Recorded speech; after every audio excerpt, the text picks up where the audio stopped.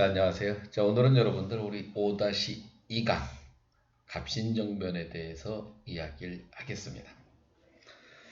자, 여러분들 가지고 있는 교과서 112쪽을 참고하시면서 들어주시기 바랍니다. 자, 우리 지난 시간에 무엇을 배웠습니까? 이모곤란이라고 하는 사건을 배웠습니다. 자, 이모곤란은 여러분들 미시적, 즉 작은 측면에서 보면 자, 99인들 열 받았습니다. 자, 누구에게? 신식군인인 별기군에 대해서 열이 팍 받아버렸죠. 그래서 99인들이 그냥 신식군인에 대한 불만으로 인해서 빠방 일으킨 사건이라고 이야기를 하지만 우리가 거시적 즉 큰 역사적 흐름 속에서 보면 개화라는 큰 물줄기를 따라가면서 자, 여기에 동참한 세력, 긍정적으로 바라본 세력과 이 개화의 흐름을 막으려고 하는 이런 부정적인 세력 간의 첫 번째 충돌이 이모곤란이라고 이야기를 했습니다. 그래서 이 개화에 찬성하는 세력과 개화에 반대하는 세력 간의 첫 번째 충돌, 그것이 구식군인 그리고 신식군인인 별기군의 충돌로 발생한 사건입니다. 자, 여러분들이 이모곤란은 결국 개화사상가들이 집권하는 결과를 가져왔습니다. 또 개화사상가를 여러분들 적극적으로 후원했던 바로 민시일파 그리고 명성황후가 결국 집권하는 결과를 가져온 겁니다. 그러니까 반대로는 또 어떤 현상이 나타나고 있어요. 그렇죠. 흥선대원군이 몰락을 가져온 겁니다. 바로 위정척사 사상가들의 힘이 약화되는 계기를 가져오는 거죠. 그렇지만 이 집권한 개화 사상가들이 결국 분열이 되는 겁니다. 자, 여러분들, 자, 한번 이렇게 보세요. 자, 개화파는 드디어 나누어집니다. 자, 우리가 흔히 이야기하는 급진적 변화를 추구하는 바로 급진개화파, 점진적 변화를 시도하는 온건개화파로 나뉘어지죠. 자, 여러분들 가지고 있는 교과서 112쪽 하단 부분에 보면 개화파의 분화에 대해서 자세하게 설명하고 있습니다. 자, 여러분들 교과서를 보시기 바랍니다. 자, 그랬더니 대표적인 인물이 온건개화파는 김홍집, 김윤식, 어윤증입니다. 자, 이들의 주장은 여러분들 누구에게? 그렇죠. 청에 대한 사대를 주장하는 겁니다. 그리고 청나라의 양모운동을 모델로 삼아서 자, 동도서기론을 주장하는 거죠. 자, 이 동도서기론이라고 하는 건 동양의 정신을 바탕으로, 동양의 정신이라고 하면 유교문화가 되겠죠. 유교문화를 유지한 채 서양의 과학기술을 수용하자. 자, 냉정하게 말하면 서양의 껍데기만 받아들이자, 이런 주장이죠. 자, 이와 반해서 여러분도 급진개화파 그렇게 이야기하면 가장 대표적인 인물이 김옥균, 박영영, 홍영식을 이야기할 수 있습니다. 자, 이들은 기본적으로 청나라로부터 완전히 벗어나자. 그리고 더 나아가서 여러분들 이런 문명개혁론을 주장합니다. 자, 문명개혁론이라고 하는 것은 여러분들 처음에 이 주장한 인물이 바로 일본 계몽사상가인 후쿠사와 유키치라고 하는 사람이에요. 한마디로 여러분들 법과 제도를 통해서 새로운 사회를 실현시키자, 이런 주장입니다. 한마디로 일본의 메이지 유신을 모델로 삼았던 인물들이 되는 겁니다. 자, 이런 온건개화파, 급진개화파의 어떤 개화의 과정에 대한 차이점이 결국 충돌을 가져오게 됩니다. 그 충돌이 이제 결국 갑신정변이 되는 겁니다. 자, 그럼 갑신정변이라고 하는 게 이제 한번 생각을 해보죠. 자, 일단 갑신정변이 딱 발생하게 된 배경을 한번 보세요. 이모군란이 끝나고 지금 어느 나라가 내정 간섭이 엄청나게 심해졌습니까? 청나라 내정 간섭이 심해졌죠. 그리고 여러분들 이렇게 명성황후라고 하는 이 인물이 권력을 잡았습니다. 그리고 민씨 일파들과 더불어서 권력을 나누고 있었겠죠. 자, 이들은 어떤 커다란 변화를 원했을까요? 아니면 조그만 변화, 급진적 변화를 원했을까요? 아니면 점진적 변화를 원했을까요? 그렇죠. 모든 권력을 장악한 세력들은 변화에 대해서 상당히 부담스럽게 느낍니다. 그것도 급진적 변화, 큰 변화에 대한 두려움이 있죠. 자기들의 기득권이 빼앗길 것에 대한 두려움. 그래서 이렇게 커다란 변화에 대해서 부정적 입장을 취하는 겁니다. 그러다 보니까 당연히 어떻게 됐겠어요? 명성황후를 비롯한 이 민씨 일족은 온건계합파, 점진적 변화를 시도하는 세력과 손을 잡겠죠. 따라서 급진계합파들의 정치적 입지는 매우 약화됩니다. 그리고 현실 타개를 한, 즉 현실의 경제적인 문제를 해결하는 그런 개혁 방안도 약간의 차이가 있어요. 자, 온건계합파들은 자, 돈을 찍어내자, 주조를 하자. 그래서 여러분들 이 경제적인 어려움을 해결하자 이렇게 주장한 데 반해서 이 급진계합파들은 일본으로부터 돈을 빌려오는 것을 계획하고 실행을 하려고 합니다. 그래서 김옥균 같은 사람이 어떻게 됐겠어요? 일본으로 건너갔겠죠. 그런데 김옥균의 뜻대로 이루어지진 않습니다. 그럼 어떤 결과를 가져왔을까요? 급진계합파들은 지금 상당히 지금 궁지에 몰리는 결과를 가져왔을 겁니다. 자, 지금 상황을 보세요. 청나라가 내정 간섭했죠. 자, 아무튼 청나라에 대해서 우호적인 입장을 가지고 있는 온건계합파들이 유리할 수밖에 없죠. 그리고 당시의 집권 세력인 민씨 일파와 명성황후는 역시 커다란 변화를 원치 않습니다. 자, 온건계합파가 유리할 수밖에 없는 상황이라는 거죠. 거기다가 어떤 재정적인 문제를 해결하는 방안에 있어서도 자, 이 급진계합파들이 추진했던 일본으로부터 차관 도입이 실패로 끝이 납니다. 또 이제 모든 권력은 누구한테로? 온건계합파로 넘어갈 수밖에 없겠죠. 자, 거기에 또 국제 정세가 아주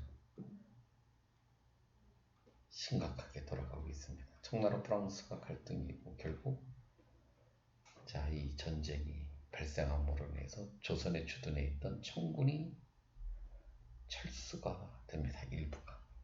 여기서 무슨 느낌이 딱 들어서 급진계합파들의 입장에서 그러지 않아도 지금 뭔가 이 권력을 장악하기 위한 어떤 계획을 세우고 실천을 해야 되는데 드디어 딱 보니까 청나라의 세력이 우리나라에 미치는 영향력이 약화되는 모습이 나타나는 거예요. 청군이 일단 일부 철수하니까 힘의 공백이 생겼다고 생각을 하죠. 그럼 그 틈에 누가 끼어들겠습니까? 일본이 끼어들겠죠. 자, 일본이 당연히 어떻게 되겠습니까? 당연히 정치적으로 불리한 급진계합파들을 충동질을 하기 시작을 하겠죠. 우리가 도와줄게. 한번 해봐. 그러지 않아도 위기에 몰려있던 그런 하나의 급진계합파들 에라 그러면서 뭐 결국 사건을 일으킵니다. 자, 무정국 그런 하나의 개국 축하연. 그래서 여기서 빠방 정변을 일으키는 겁니다. 자, 이 정변이라고 하는 건 느낌이 딱 들었죠. 정치인들이 이긴 사건, 위로부터의 변화를 시도한 사건입니다. 그리고 그들은 자기들의 생각에 담겨져 있는 14개조 개혁 정당이 발표돼요. 자, 내용을 한번 보죠. 문보를 폐지하여 평등의 인민의 권리를 재정하고 능력에 따라 관리를 투명하자. 평등사회를 지향하며. 자, 재정은 모두 호주에서 관할하래요. 그리고 여러분들 그 밖에 재무관청은 폐지하라. 그러니까 재정을 일원화하라. 돈 관리를 좀 이게 좀 새롭게 하자. 근대적으로 하자. 뭐 이런 얘기죠 지금. 그리고 대신과 참천은 한 문 안에 모여서 쭉 여러분들 이 모든 신하들이 국가의 중요 사안을 의결하는데 결정적인 역할을 하자. 자, 이와 같은 모습을 보여줍니다. 이것 말고도 사실은 많은 걸 합니다. 정치적인 측면에서 보면 의정부 중심의 내각제 수립을 주장하는 거고, 경제적인 측면에서 보면은 여러분들 근대적인 재정, 즉 호조의 재정 일원화를 주장하는 거고, 그 다음에 여러분들 대원군 보고 빨리 돌아오거라. 청나라의 조공의 폐지를 청산하자. 그래서 자주적인 모습, 근대적인 모습을 보여주는 내용도 담겨져 있습니다. 그래서 사회적인 측면에서는 평등사회, 또 정치적인 측면에서 상당히 어떤 근대적인 모습도 보여주고 있는 거고, 경제적인 측면에서도 역시 근대적인 그런 하나의 재정체계가 수립되는 모습을 보여주는 그런 하나의 계기관이 개혁정강 14조에 반영이 되어 있는 거예요. 자, 사실상 이제 전국의 주도권은 급진 개화파로 넘어왔다고 생각을 했습니다. 그런데 누가 청나라가 간섭할 줄 누가 알았겠어요. 그래서 결국 어떻게 되겠습니까? 결국 이제 또 반전이 일어났겠죠. 홍영식은 비살되고 김옥균은 일본으로 망명하면서 사실상 이제 급진 개화파들은 정치 권력으로부터 완전히 멀어지는 결과를 가져오는 겁니다. 자, 여러분들 여기 정강석에 나오는 의도 좀 잘 기억해두고, 그 다음에 당연히 어떤 의의를 가졌겠어요. 비록 여러분들 위로부터 개혁이었지만 우리 사회를 근대 국가로 전환시키려고 하는 정치 개혁 운동이었습니다. 물론 여러분들 한계성은 있어요. 자, 일본에 너무 의존된 부분이 있습니다. 자, 이 국제 관계 속에서 냉정한 자국의 이익을 우선한다는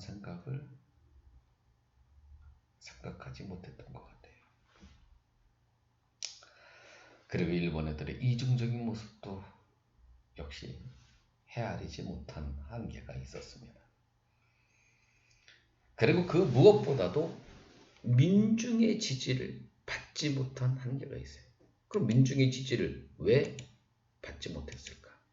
자, 여러분들 꼭 기억해 두셔야 됩니다.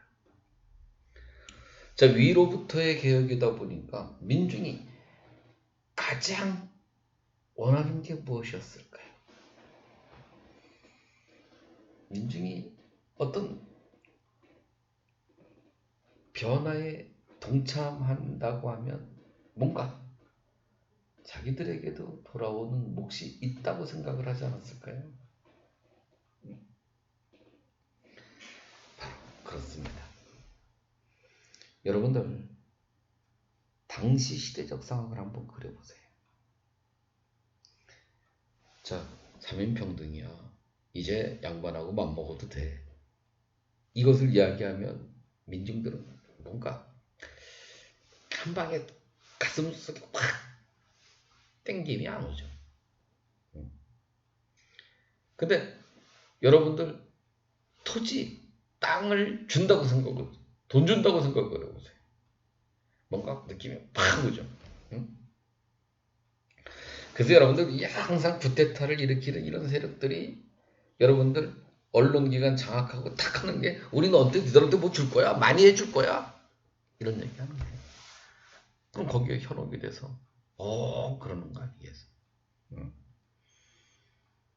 그러면 민중들이 가장 원하는 무엇에 대한 바로 여러분이 알고 있는 토지에 대한 개혁을 해야 됩니다. 근데 그게 없어요. 여러분들이 가끔씩 헷갈려하는 것 중에 하나가 여러분들이 이 개혁 정강 중에 지조법이라는 말이 나오기 때문에 많은 학생들은 이거 토지 개혁 아니야? 이건 아닙니다. 이거는 세금제도입니다. 세금제도. 물론 세금제도를 개혁한다는 것도 상당히 민중들이 환영할 내용이지만 그것보다 더 중요한 건 바로 여러분들 이렇게 토지에 대한 이야기가 없어요. 그럼 왜 토지에 대한 이야기가 없었을까? 당시 급진개혁파들이 그런 생각 못했을까요? 아니죠. 이들도 알고 보면 양반 지주 출신 또는 지주 출신의 자제들입니다. 자기들 것을 포기하기는 결코 쉽지 않았겠죠. 그래서 바로 실패하게 되는 겁니다. 그리고 두 번째는 이것은 위로부터의 개혁이란 말이에요. 위로부터의 변화를 시도하는 사건이란 말이에요. 그러면 당시에 무지한 민중을 깨우쳐주는 어떤 의식화 작업이 필요했다는 거예요. 근데 그 의식화 작업이 필요하지 않았습니다. 그러니까 민중들이 여러분들 이와 같은 갑신정변의 개혁 정강에 담겨져 있는 이런 여러 가지 개혁의 목표를 헤아릴 수 없었기 때문에 결국 실패할 수밖에 없었던 겁니다. 그러면 그 이후에 여러분들 바로 독립협회 이와 같은 단체, 급진개혁파들에 의해서 만들어지는 단체들은 역시 그 무엇보다도 결국 민중의 지지를 얻기 위한 노력으로 민중들을 의식화하는, 즉 계몽하는 데 역점을 들 수밖에 없겠죠. 그리고 여러분들 이 토지에 대한 개혁에도 관심을 가질 수밖에 없었을 겁니다. 자, 그러면 이렇게 갑신정변이 우리 근대사회로의 전환을 시도한 사건이었는데도 불구하고 실패할 수밖에 없었던 한계성을 이해하셨을 거라고 봅니다. 자, 그러면 이와 같은 갑신정변이 끝나고 나면 또 역시 국내에 여러 가지 영향을 미칠 수밖에 없죠. 자, 일단 여러분들 머릿속에 딱 그려보세요. 자, 우리나라가 일본 공사관 또 불질렀습니다. 그럼 일본 애들이 당연히 뭘 요구할 수밖에 없어요. 야, 니는 이모굴란이야 또 불질렀네. 또 우리나라 사람들 피해당했네. 배상해줘. 참. 힘들죠. 어이없습니다. 그래서 결국 한성조약이 체결이 되는 겁니다. 두 번째는 뭐예요? 바로 청나라 일본이 우리나라를 놓고 이제 협약을 체결했습니다. 그게 텐진조약이에요. 자, 텐진조약은 우리 두 나라 일단 다 군대 철수하고 사실 청나라 입장에서도 받아들일 수밖에 없죠. 왜냐면 청푸전쟁에서 지금 좁혀진 상황인데 지금 다른 나라에 파병할 수 있는 여건이 안 되니까 땡큐 했겠죠. 거기다 일본 입장에서는 어쨌든 이모군란 이후 갑신정변 이후에서 어쨌든 한반도 즉 우리나라에서 정치적 영향력이 약화된 그 상황에서 일단 청나라를 우리나라에서 이렇게 본국으로 돌아갈 수만 있다고 한다면 오케이가 되겠죠. 그래서 서로 이해관계가 딱 맞아 떨어졌습니다. 그리고 서로 이야기를 하죠. 만약에 한반도의 군대를 파병할 시에는 이게 문제입니다. 한 달 전에 우리 꼭 알려주자. 근데 이제 이게 나중에 다 문제가 됐어요. 왜냐? 우리나라에서 동학농민운동이 발생했습니다. 우리나라 정부가 청나라한테 도와줘 SOS를 딱 쳤습니다. 그러면 일본한테 알려야 되겠죠. 우리 조선 들어갈 거야. 조선에 여러분들 군대 파견할 거야. 이렇게 이야기를 하면 일본 애들이 안 돼. 한 달 후에 가야지. 이렇게 할 수가 없잖아요. 그러니까 청나라가 여러분들 들어왔습니다. 그랬더니 일본 애들은 야 니네 텐진조약 위반이네. 그 지들도 그 다음날 들어와요. 그 한반도에 다시 전국 그다음에 일본 군대들이 다 있는 상태. 그들이 우리나라 먹어보겠다고 서로 쌈박질을 하겠죠. 그게 바로 무슨 전쟁입니까? 청일 전쟁이 되는 거예요. 그러니까 텐진 조약은 무슨 전쟁? 청일 전쟁을 가져오는 하나의 계기가 되는 겁니다. 그리고 이제 여러분들 지금 갑신정변이 끝나고 난 이후에 우리나라 이제 상황을 보면 자 한번 생각을 해보세요. 자 일본이라고 하는 애들이 지금 일단은 갑신정변이 끝나고 나서 한반도의 정치적 침략은 일단은 약간 포기를 합니다. 왜냐면 갑신정변에 대해서 역시 진압을 했던 청나라의 간섭이 더 강화되니까 일단 자 그래 니네가 한반도에 있어서 우위권이 있어 그러면서 결국 일단 살짝 뒤로 물러나요. 자 그 다음에 이제 여러분들 또 러시아가 막 앞 밑으로 겨 내려옵니다. 자 러시아의 남하를 막으려고 하는 나라가 스스로 우리는 국제경찰이야 이렇게 이야기를 하면서 자 이 아래쪽으로 이렇게 대받아치는 영국이라는 나라가 있습니다. 그러니까 우리나라를 놓고 지금 네 나라가 서로 처먹으려고 지금 난리 났어요. 응?